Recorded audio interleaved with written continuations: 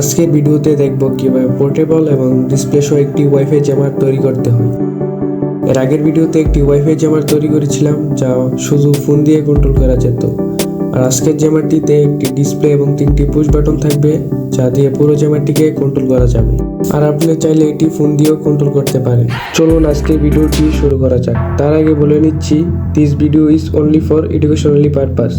এই ডিভাইসটি টেস্ট করার সময় আমি আমার নিজের ওয়াইফাইয়ের উপর টেস্ট করেছি। আপনি ভুলেও এটি অন্য কারোর ওয়াইফাইয়ের উপর টেস্ট করবেন না। ওয়াইফাই জ্যামারটি তৈরি করতে প্রয়োজন হবে একটি esp8266 নোড এমসিইউ। নোড এমসিইউকে পাওয়ার দেওয়ার জন্য একটি লিথিয়াম আয়ন ব্যাটারি।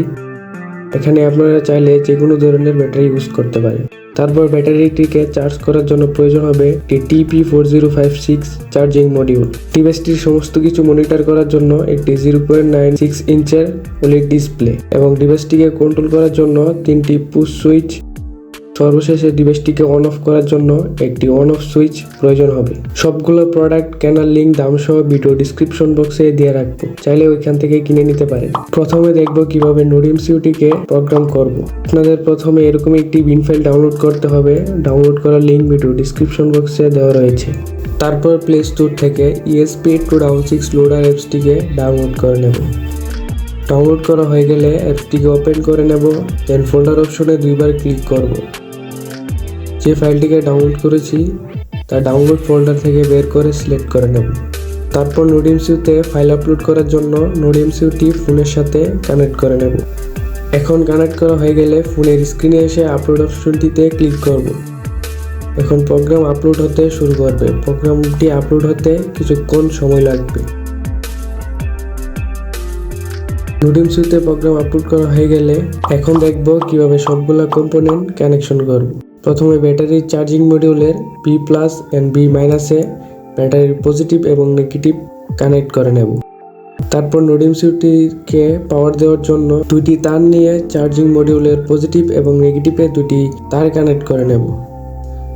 তারপর চার্জিং মডিউলের আউটপুট থেকে আসা পজিটিভ তারটিকে নোড এমসিইউর VI পিনে সোল্ডার করে নেব।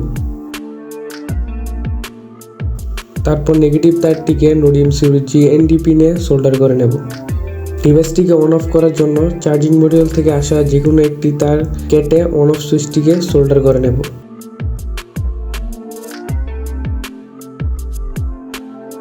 এখন দেখব কিভাবে নোড এমসিইউতে ডিসপ্লে কানেক্ট করব। প্রথমে ডিসপ্লের গ্রাউন্ড পিনের সাথে নোড এমসিইউর গ্রাউন্ড পিনে সোল্ডার করে নেব।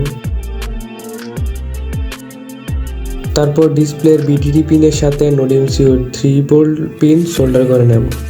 এখন ডিসপ্লেতে লেখা শো করানোর জন্য ডিসপ্লের SCK পিন নোড এমসিইউর D2 পিনে সোল্ডার করে নেব। তারপর SDA পিন নোড এমসিইউর D1 পিনে সোল্ডার করে নেব।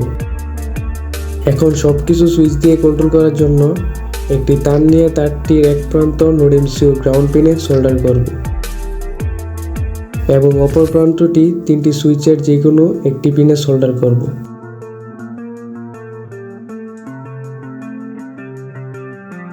তারপর 3টি তার নিয়ে 3টা সুইচের কোনাকুনিভাবে একটি করে তার সোল্ডার করে নেব।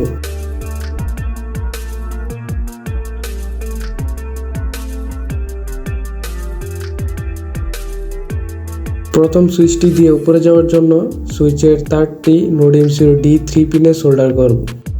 দ্বিতীয় সুইচের মাধ্যমে কোনো কিছু সিলেক্ট করার জন্য সুইচে থাকা তারটি নোড এমসিইউর SD3 পিনে সোল্ডার করব এবং নিচের সুইচের মাধ্যমে নিচে আসার জন্য সুইচে থাকা তারটি নোড এমসিইউর D5 পিনে সোল্ডার করব। এখন আমাদের ওয়াইফাই জ্যামারটি তৈরি কমপ্লিট। এখন জ্যামারটির জন্য একটি কেসিং তৈরি করব।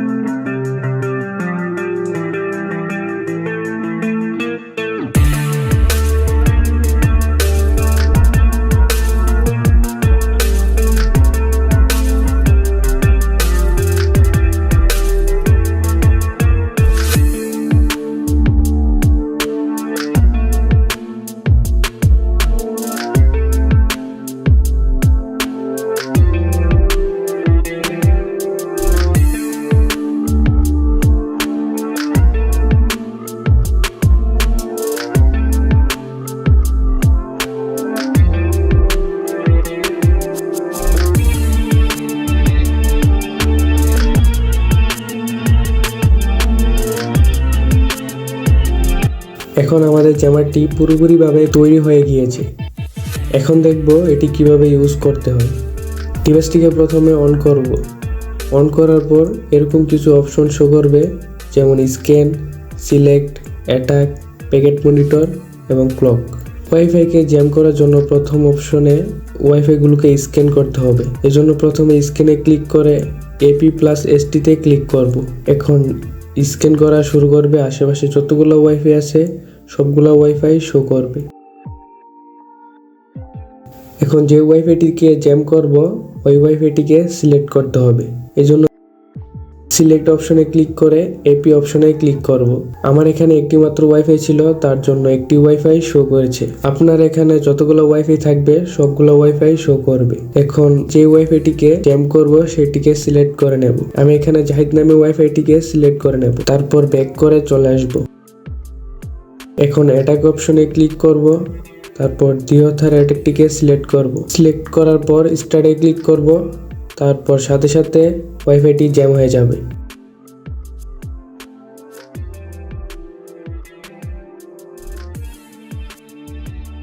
এখন যদি অ্যাটাকটিকে স্টপ করি তাহলে ওয়াইফাইটি আবার ফোনের সাথে কানেক্ট হয়ে যাবে।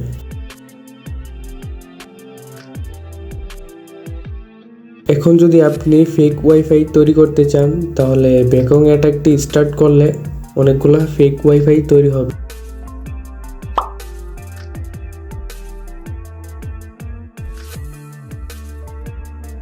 তারপর এখানে রয়েছে প্যাকেট মনিটর, যা আপনাদের আশেপাশে ওয়াইফাই সিগন্যালগুলোকে গ্রাফে শো করানো হয়। এখন দেখব ক্লকটিকে কিভাবে সেট করতে হয়। ক্লক অপশনে গিয়ে টাইম অনুযায়ী উপরের বাটনে অথবা নিচের বাটনে ক্লিক করে এটিকে সেট করে নেব। এখন আপনি যদি এটিকে ফোন দিয়ে কন্ট্রোল করতে চান এবং ব্যাকং অ্যাটাকটিকে নিজের মতন করে লিখতে চান তাহলে এই ভিডিওটি দেখে আসতে পারেন। ভিডিওর লিঙ্ক এই ভিডিওর ডিসক্রিপশন বক্সে দিয়ে রাখবো অথবা ভিডিওর আই বাটনে দিয়ে রাখবো। নেক্সট ভিডিও কিসের উপর তৈরি করব অবশ্যই কমেন্ট করে জানাবেন, যাতে আপনার কমেন্টের উপর ভিডিওটি তৈরি করতে পারি। আজকের মতন এখানেই শেষ করলাম। যদি ভিডিওটি ভালো লেগে থাকে অবশ্যই একটি লাইক এবং একটি কমেন্ট করবেন।